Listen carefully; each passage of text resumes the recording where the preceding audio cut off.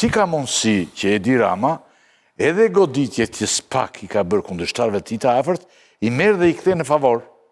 Pse ndodh kjo dhe mbi gjitha si e lejon opozita? Apo kanë kompleksin e vetë nga që Saliu i kapur të... Që se më them mu dhe po them ka që... Apo të me, po... E thash... Mendoj që të Berisha nuk mund të temi që është i kapur, sepse jemi akoma në tim, po... Po që Berishën është për gjithë Partinë Demokratike? Por, që a i bërë një one man show me një gjutë thjesht për njerëzit, me premtime që janë premtime të paralizueshme dhe që ndërtojnë për bazë një gënjeshtëre, por që a i bëtë thjesht dhe të besueshme për njerëzit të prekshme, kjo është e sigurt. Dhe këtë e bënë pikërisht sepse opozita nuk meret, nuk e ndjek hap pas hapi për ta përgjigjëstruar, për të bërë atë pjesë të fushatës negative që është e domosdoshme. Për shembull, kur zoti Rama thotë që unë do fuj ty në be, se vetëm unë mund ta çoj Shqipërinë në be, ne mund të thuhet që në herën e parë, me një herë thuhet që kryeministri që ka bërë hapat më të ngadaltë drejt BE-s është Edi Rama. Që nga 2014 deri në 2024 bëri 0 hapa në be. 0. Nuk ka ndodhur kurrë me një qeveri që në një mandat 4 vjeçar mos ketë bërë 1 ose 2 hapa në be. Vetëm me qeverinë e Edi Ramës në 2 mandate 0 hapa. Pra, kjo është një gjë që thjeshtësisht e përgjigjëstrueshme. Kur u thotë ju do punoni në be, sa po të hymë bene, ju do shkoni të punoni ku të doni, sikur të jeni italian, sikur të jeni anglez, kështu gjerman, prap gënjen. Sepse marrëveshja e Schengen, lëvizja e lirë e krahut punës nuk është në ndarësim në be, nuk hyn, nuk shkon direkt. Romania me Bullgarinë para 2 vjet, para si vjet e morën atë të drejtën e punës punëtorët, të drejtën e punës si punëtorët e BE-s. Domethënë në 2006 2007 e kanë pasur integrim të kushtëzuar, po të gjitha vendet, kështu e kanë, edhe Polonia, kështu e ka pasur. Pra, të gjitha vendet, pasi futen be, kanë një marrëveshje tjetër për lëvizjen e krahut punës dhe për punësimin be. Prap gënjen, paskush nuk e përgjigjëstron nga opozita. Dhe ai ka një terren të hapur, të gjë që nuk e ngasmon asnjëri për të gënjur dhe për të bërë një gënjeshtër që lidhet me fatet e njerëzve, të cilat njerëzit vërtet i duan shumë, i kanë pritur kaq shumë, kaq vite.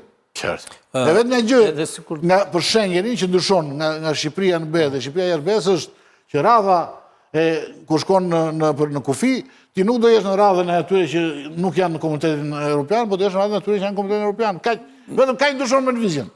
Asnjë gjë tjetër. Nëse më lejon vetëm një fjali. Bile ka ashpërsim të madhe dhe nuk ke këto para që s'futen për banka dhe që... Përveç tjerave. Flasim për strukturën e ekonomisë. Flasim për marrëdhënie pista, por flasim vetëm për këtë. Për pyetje që bët ju, lidhur me këtë pyetje vetëm një fjali kam për të shtuar nëse mundet. Patjetër. Që edhe nëse opozita do të bënte përgjigjëstrimin e Ramës, që mirë është që kur janë fushat elektorale ti mos jesh i dyti të bësh përgjigjëstrime, po të jesh udhëheqësi. Pra të çohet Rama të përgjigjëstrojë ty dhe ke dhe avantazhin që je në opozitë. Gjë që opozita nuk e bën dot, po dhe sikur dojë ta bëjë opozita këtë gjë, pra të jetë ajo që e përgjigjëstron Ramën, nuk krishton dot pikë vete sepse aty ka Berishën. Ka pikërisht krijesën që Rama e donte ta kishte atje, domethënë Berishën me këtë status që ka, me këtë gjendje që është, në këtë moshë që është, me këtë ekip që ndërtoi Berisha, me këto premtime që bën Berisha, pra me gjithçka që ka Berisha, që është Berisha, domethënë me të gjitha, Rama është ajo që tha Preçi të iki në shtëpi sepse zgjedhjet i ka fituar. Rama është aty, është i relaksuar po ta vësh re, del bën gallat me Lulbashën, i jep një dorë Lulit për ta ndihmuar, e nxorri Lulin nga heshtja se Luli vet që kur u kthye si kryetar partie vajti u fut në shtëpi, domethënë dhe nuk dilte të bënte na vinte në ciklet të pisin për të. Pra, në këto kushte Rama është i relaksuar sepse ka Sali Berishën përballë. Flet gjatë. Luli flet gjatë thotë Rama. Po. Gjumin e ka të gjatë. Jo, po e bukura ishte kur i tha, shkoj, tha, se unë së të ndihmoj do të më shumë, i tha, se zojt e kloçkës, i tha, po t'i ha bufi kënetës, një nga një. Po t'i ha bufi zojt, i tha. Po, Tera, ti tani si e mendon këtë? Për? Do me thënë edhe Spakun që e ka arrestuar gjysmë e qeverisë, dhe një mirë e kthe në favor. Mos vadësh ky kompleks një përgjigje. Po, e theti më duhet. Për Spakun, ja. Po jo, mos e ti për Spakun e dim paka shumë, atë thua ti. Jo, për këtë. Ja di përgjigjen Preçit. Ja, vërë, po. Si s'ka bërë pasit. Po isha ka tani po. Për ndryshuar nuk e ndryshon, qëndrimi nuk e ndryshon. Po, Thash pak më parë. Pra, çështjet që e ngret Basha në këto tallavat themi të politikës, se kjo është që ngjit te populli, Rama i përgjigjet, i jep përgjigjet. pavarësisht se i relativizon çështjet, përgjigjet janë brenda. Dhe mes tyre tha, një bie, po mira ngrihen. Një bie mira ngrihen ta. Kështu që ai e ka gjetur një lloj zgjidhje, një lloj justifikimi në elektorat. Plus ai duhet bie mira ngrihen. Po pra, plus të tjerëve vazhdon me atë fabulin që kjo reforma drejtësi, ky spaku do ishte sepse jemi ne, se po mos ishim ne. Pjesa tjetër do ta shkri dhe pjesa tjetër nuk del ta sqaroj këtë pjesë. Presh tani ti e ke radhën në... Jo, unë them këtë që duhet dimi gjë që opozita nuk arriti 4 vjetë me superu asnjëherë, sepse ne kemi ndjek në curi dhe në tërë botën, partitë politike, opozita dhe qeveria, e masin, suksesin apo mos suksesin e tyre përmes edhe zgjedhjeve ndërmjet me që janë zgjedhjet vendore, por edhe përmes sondazheve. Në Greqi, për shembull, merret vesh 2-3 vjet para se opozita po e parakalon qeverin, po edhe në Evropë. Kuptohen për para. Ne kemi ngec. Në Turqi u kuptohen para, për ndodhi.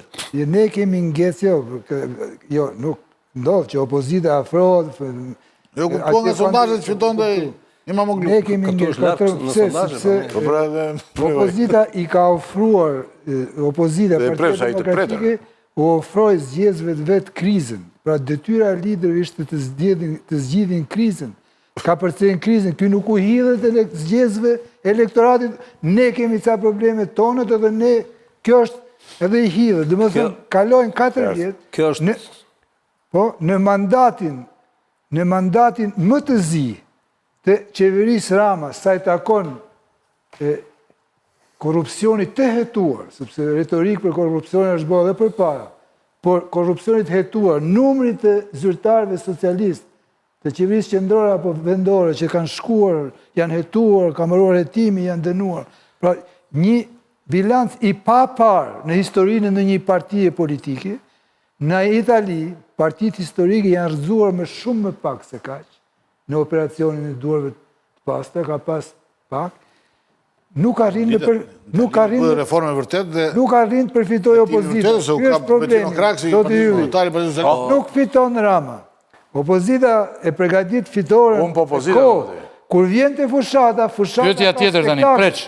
Je brenda kësaj pyetje jo. Jo, po na mbeten pjesë të rëndësishme. Po? Se Italia u bë krahasim me duart e pastra. Në Itali u hetuan ata që vërtet drejtonin korrupsionin. U drejtuan kryeminist Bettino Craxi, kryetari i PS-së dhe kryeminist. Po, Uratis iku. Që Uratis dhe vdiq në Mërgim. Në Libi, ku vdiq?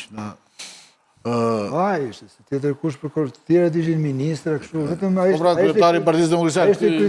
Nuk u hetu për korrupsion. Pra, u hetuan për lidhje me mafian.